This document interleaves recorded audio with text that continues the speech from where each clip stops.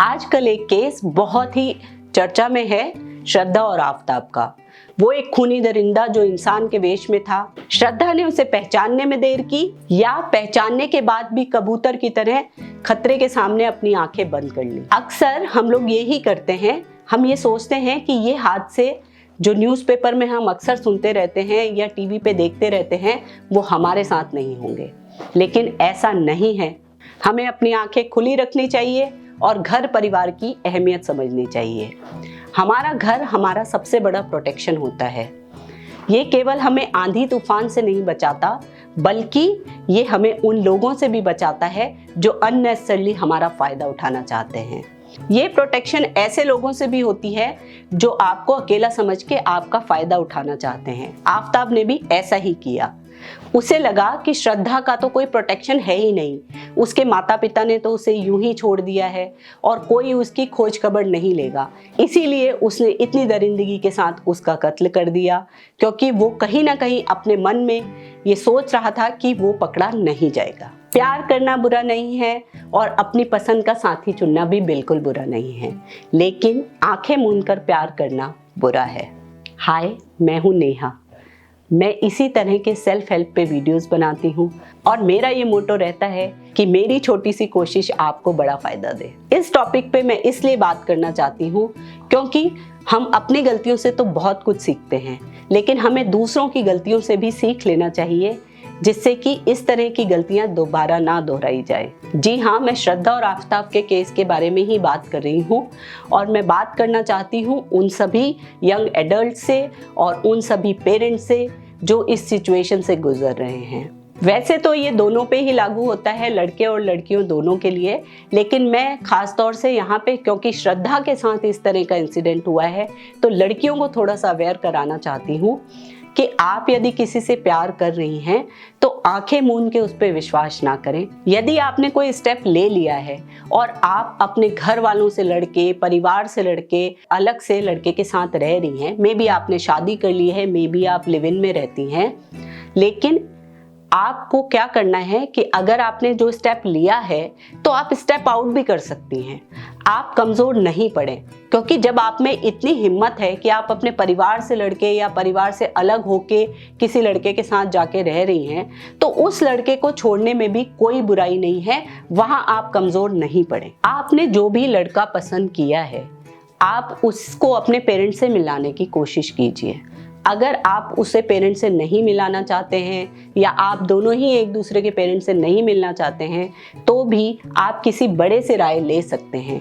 May be वो आपका कोई बड़ा फ्रेंड हो या मे बी कोई ऐसे दूर का बड़ा व्यक्ति हो जो थोड़ा एक्सपीरियंस्ड हो, क्योंकि बड़ों के पास ना बहुत एक्सपीरियंस होता है। जब कोई दूसरा व्यक्ति इसमें इन्वॉल्व होता है तो उसे वो चीजें भी दिखाई दे जाती हैं जो आपको नहीं दिखाई दे रही होती हैं। पेरेंट्स शादी करके लड़की को घर से विदा करते हैं, दिल से नहीं।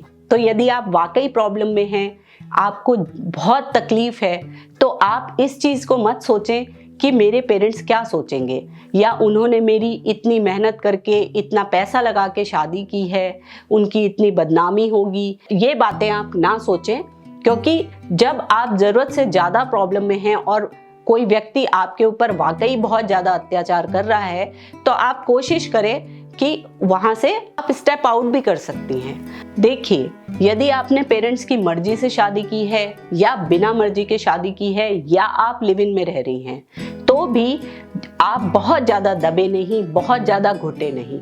जब आपको प्रॉब्लम है तो पेरेंट्स ही आपका बड़ा प्रोटेक्शन है, आपको ज़रूर उनसे शेयर करना चाहिए। जीवन से बढ़ के कुछ भी नहीं है, जान है तो जहान है। जीवन चलने का नाम है, हमेशा आपके लिए नए रास्ते खुले हैं, आप डरिए नहीं। अगर आप गलत नहीं हैं तो आप उठिए और हिम्मत करिए और वापस अपने पेरेंट्स के पास जाइए। क्या होगा, ज़्यादा से ज़्यादा वो थोड़ा सा डांटेंगे, थोड़े ताने भी सुना सकते हैं, लेकिन थोड़े दिनों में सब कुछ नॉर्मल हो जाता है।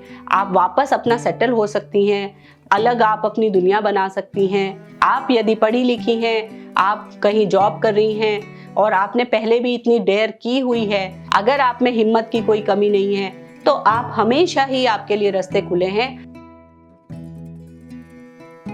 अब बात है पेरेंट्स की। ये बहुत अच्छी बात है कि आप बच्चों को समाज के नियम, कायदे, कानून सिखाते हैं, लेकिन आप बच्चों को ये भी सिखाएं कि आप उनका सबसे बड़ा प्रोटेक्शन है।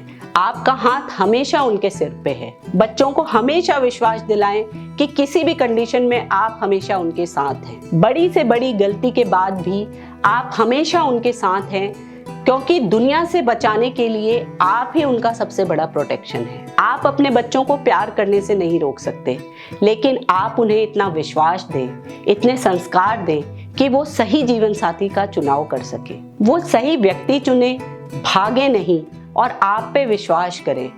उन्हें पक्का ये विश्वास ना हो कि आप तो उन्हें कहीं शादी करने ही नहीं देंगे या किसी और जो व्यक्ति वो चुनेंगे उसके साथ आप उन्हें रहने ही नहीं देंगे।